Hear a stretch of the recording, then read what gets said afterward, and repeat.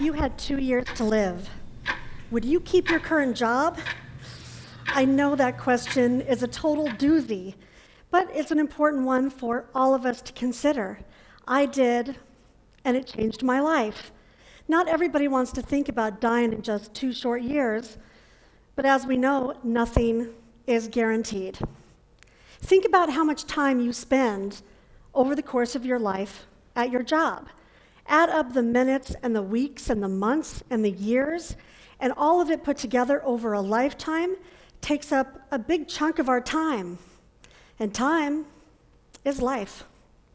So, what if your answer to that question was that no, you wouldn't keep your job if you only had 2 years to live? Or let's say you just don't like your job. Well, join a growing club. Because according to the Mind the Workplace report that was done by Mental Health America just last year, the majority of American workers don't like their job. In fact, most of us think about quitting like all the time.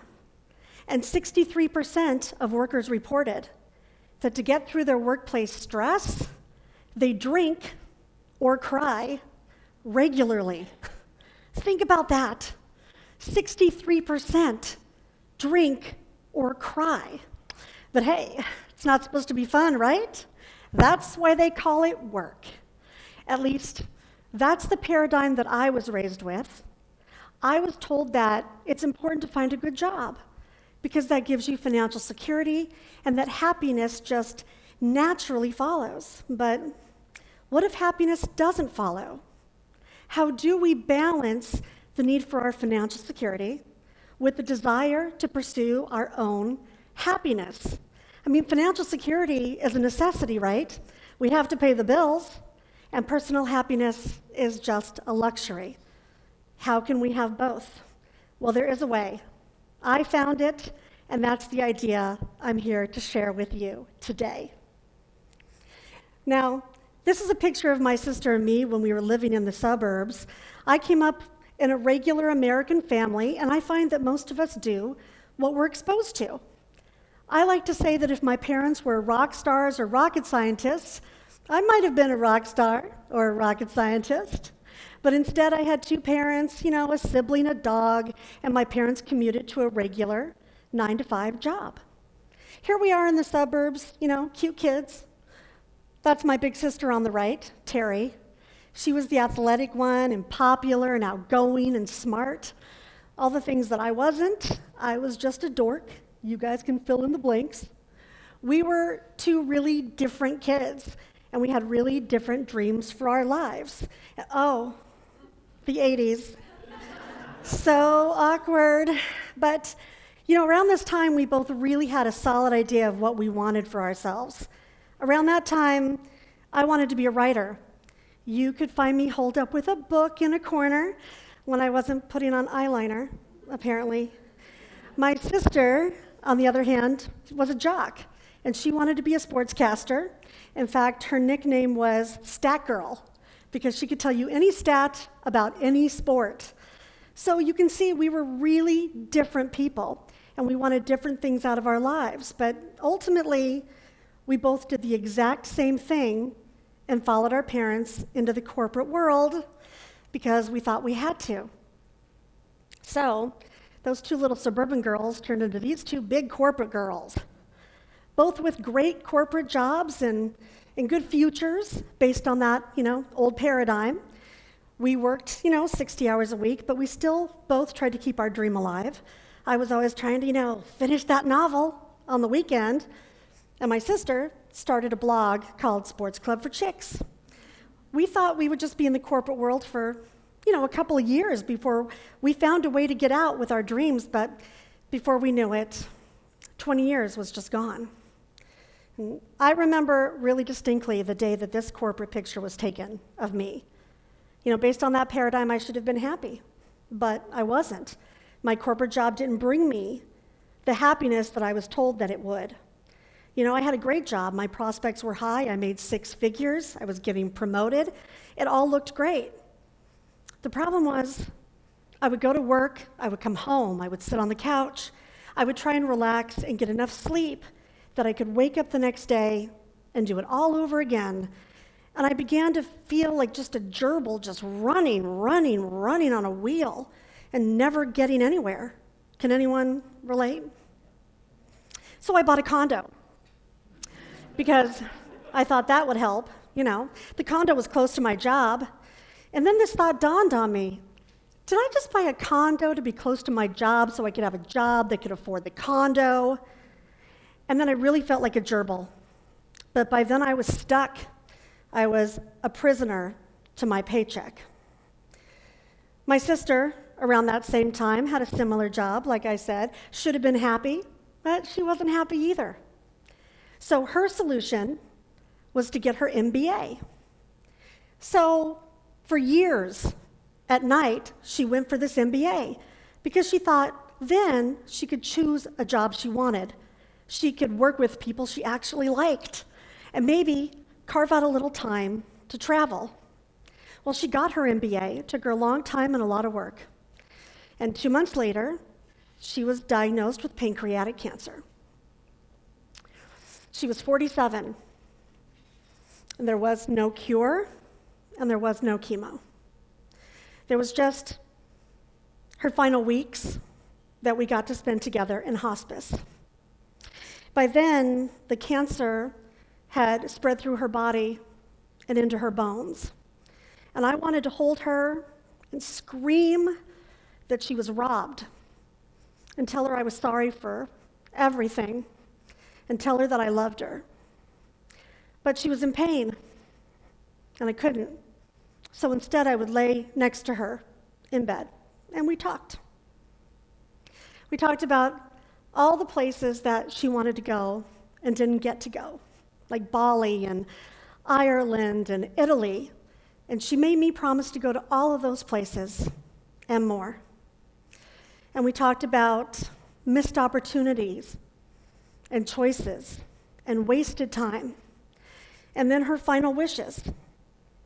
And it was on one of those days that we were laying in bed together planning her funeral when my sister asked me the question that changed my life. Well, first she tossed me a softball. She said, "Do you like your job?" And I was like, "Yeah, of course." I mean, what was I going to do? Complain about the condo and the corporate bonuses while she was dying? Of course not. Well, Terry wasn't done. She took a pained breath. She squished her eyes shut. And after a minute, she looked right at me. And she said, "If you had 2 years to live, would you keep that job?" No, definitely not, because the implication was clear. You see, my sister Terry was 2 years older than I was. And what she was really asking me was, if I died at 47 just like she did, and I wasted my time, would I have regrets? And you bet I would. See, this woman was a fighter. Even she couldn't beat cancer. Her time just ran out. She didn't get a chance to do all the things she wanted. She didn't see it coming. The time was just gone. And she didn't want the same for me. I think back about this, and I think, she was dying. And she had time to reflect. And she could have asked me anything. She could have given me any advice. But what she chose, the one thing she chose, was to ask me to consider how I was spending my time. And that was a gift to me. I'll tell you, when I told her my answer was no, that I wouldn't keep that job, she exhaled. She was so relieved, and she said, "Well, I've always imagined you in Paris with a sketch pad. In fact, I've recorded some House Hunters International for us to watch together." And that was my big sister, so strong and always thinking of everybody else. And I'll tell you that I have a regret from that day. I should have told her something just then. It would have made her happy, but I didn't, because it seemed a little bit crazy and, frankly, a little bit cruel. A few months before her diagnosis, a coworker took me to an Airstream dealership. Now, I had a decidedly negative view of RVs. I thought they were just for retirees who wanted to hog up the road and then park next to each other, squished in a parking lot so they could have a cookout. I didn't know how they worked. I didn't know all the places they could go. And I didn't know the difference between a Class A or a Class B or a Class C or a camper van or a trailer. Heck, I wasn't even a camper. I told you I was a dork, right? I had never even been in close proximity physically to an RV, and I certainly had never been inside of one until the day I went into this Airstream, and there was a dinette that looked like this. It was surrounded by windows, and I had a very distinct image of myself sitting there writing as a breeze blew across me. So I turned to the sales guy and I asked him how much it was, and it turns out it was 1/5 what I had just spent on that condo. So see, before my sister was even diagnosed, I was looking at RVs. After work, I would go home and I'd watch videos and I'd read blogs about the life, and I'd imagine myself going down those same dirt roads that I saw all those other people going down. But if I'm honest, I was never going to do it. It was just an escape. It was a way for me to fantasize about living a different kind of life than the one that I was stuck in. You know, to deal with my workplace stress, I didn't drink or cry regularly. I just watched YouTube. So, thank God my sister asked me that question. If you had 2 years to live, would you keep that job? Because if she hadn't, I never would have done what I did. And what I found when I started researching the RV life was a whole new world. I found that there is a whole community of people out there, some of them in this audience, that live and work full-time on the road. I didn't even know that this was possible, but it is. All kinds of different lifestyles, all kinds of different economics and jobs and rigs. It's amazing how many there are out there. So, my sister died, and I lasted 6 more months in my corporate job. And the whole time I was planning and scheming and researching and trying to figure out how to break out of that paradigm that was so stuck in my head that told me that my safety and my security and my happiness were all based on that paradigm that said I had to be dependent on one job. It took some work, but I did it, and I found a way to pursue my dreams now without waiting and without saying, what if? Because now I'm a modern American nomad. Now that doesn't mean I don't work. I mean, if I'm going to be honest with you guys, I work too much. The thing is, I'm in control of my own time now. And now that I have that luxury, I find that I've gone a little overboard the other way. I'm working on it, you know? But I choose when, where, and with whom I work. And now, my office looks like this, and sometimes like that. And sometimes it looks like this, and other times it looks like that, and sometimes it looks like this, and some days it's like that. I know Robin, rub it in. And sometimes, oh, wait, that's my cat. That's his office. And just so you know, he's really happy too. I would show you guys a picture of my corporate office, but I never took one, because why? I didn't want to be there. But the other day, I remembered this clip that I shot when I was on the beach a few months ago. And I was having a moment where I realized how much my life had really changed, and I'd like to share it with you now. I am walking along the Oregon coast. It's early in the morning, and the mist is just burning off, and it is just gorgeous out here. I'm from Denver, so getting to spend time in places like this, oh look, there's a blue heron over there. But getting to spend time in places like this, just to wake up and just get on my bike and just ride all the way out here to the beach. And it's Monday. And I used to work this job where every Monday morning there was a heinous meeting where people were stressed out and people got yelled at. And I just feel really grateful, especially on Mondays, that I'm here and not there. And that's how I'm feeling today. Oh, so true, you guys. Every Monday, I feel that way. Now, you might say, well, must be nice for you. Sure sounds nice. But it wouldn't work for me. I say, hold on just a minute. It might. Now, maybe you don't want to be a nomad, even though it's rad. You could. Maybe you just want to have more control over your own life and your own time and your own job. There are opportunities out there that snuck up on me that you may not know about either. I remember the first computer I saw was a beast that sounded like a broken lawnmower, and there were cords everywhere, and we were scared to turn it on. Little did I know, 25 years later, that beast would fit in the palm of my hand, and the wires would be gone, and that the internet would allow me to work anywhere. But it does. We don't have to be tied to that location-dependent job like our parents were in that old paradigm. And remote work is not exclusive. It's for all kinds of people, not just computer programmers or writers. Professionals can keep their career but lose their office. Entrepreneurs can sell their products to the whole world 24 hours a day.